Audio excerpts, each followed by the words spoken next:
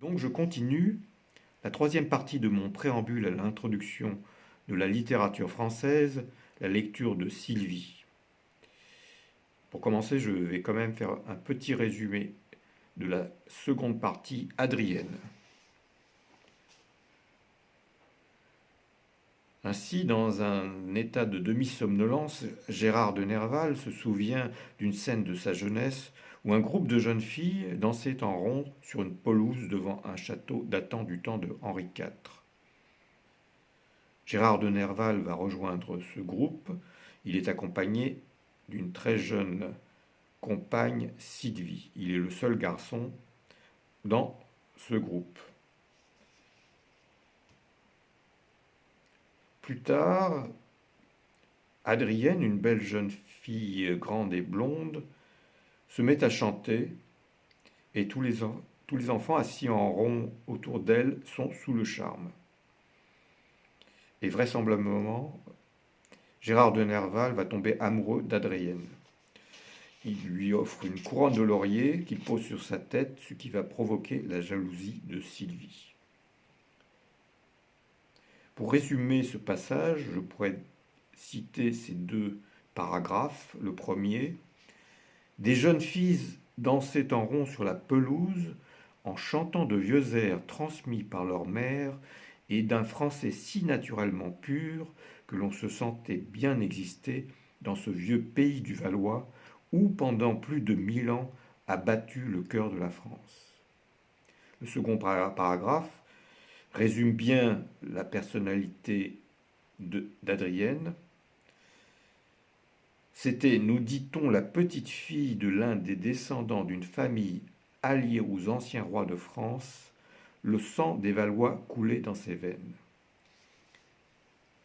Gérard de Nerval nous explique ensuite qu'ils ne verront plus Adrienne, puisqu'elle sera consacrée par sa famille à la vie religieuse. Ce qui va provoquer évidemment un souvenir assez douloureux de cette rencontre avec Adrienne. Et donc, ce qui est resté inscrit dans sa mémoire et qui va revenir sous la forme de cette admiration pour une actrice qu'il va voir tous les soirs dans un théâtre. Une confusion se produit dans son esprit, ce qui nous explique dans la troisième partie de Sylvie, résolution. Tout m'était expliqué par ce souvenir à demi rêvé. Cet amour vague et sans espoir, conçu pour une femme de théâtre, qui tous les soirs me prenait à l'heure du spectacle, pour ne me quitter qu'à l'heure du sommeil, avait son germe dans le souvenir d'Adrienne, fleur de la nuit, éclose à la pâle clarté de la lune, fantôme rose et blond glissant sur l'herbe verte à demi baignée de blanches vapeurs. La ressemblance d'une figure oubliée depuis des années se dessinait désormais avec une netteté singulière. C'était un crayon estompé par le temps qui se faisait peinture, comme ces vieux croquis de maîtres admirés dans un musée dont on retrouve ailleurs l'original éblouissant. Aimer une religieuse sous la forme d'une actrice. Et si c'était la même? Il y a de quoi devenir fou. C'est un entraînement fatal où l'inconnu vous attire comme le feu follet fuyant sur les joncs d'une eau morte. Reprenons pied sur le réel.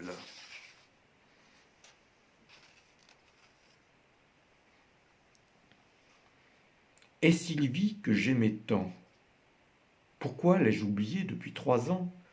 C'était une bien jolie fille et la plus belle de Loisy. Elle existe, elle, bonne et pure de cœur sans doute. Je revois sa fenêtre où le pampre s'enlace au rosier, la cage de fauvette suspendue à gauche. J'entends le bruit de ses fuseaux sonores et sa chanson favorite. La belle était assise près du ruisseau coulant.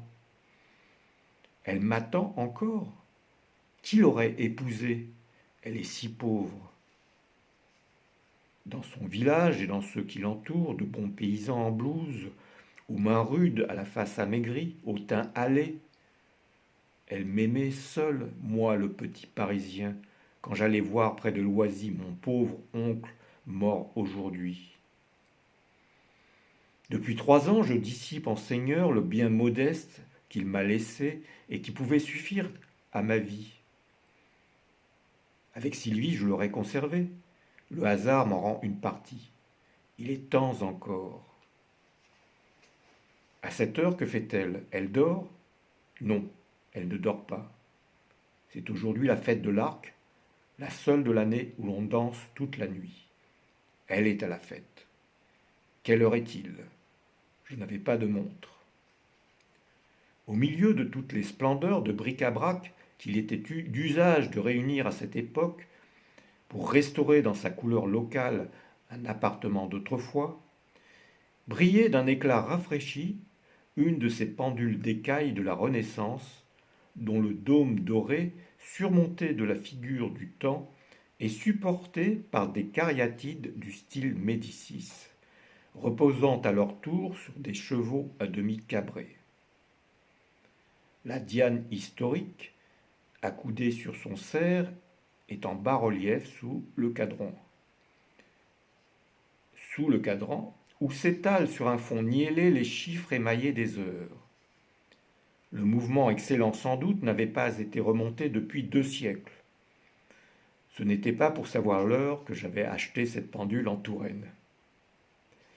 Je descendis chez le concierge, son coucou marquait 1 heure du matin. En 4 heures, me dis-je, je puis arriver au bal de Loisy. Il y avait encore sur la place du Palais-Royal 5 ou 6 fiacres stationnant pour les habitués des cercles et des maisons de jeu.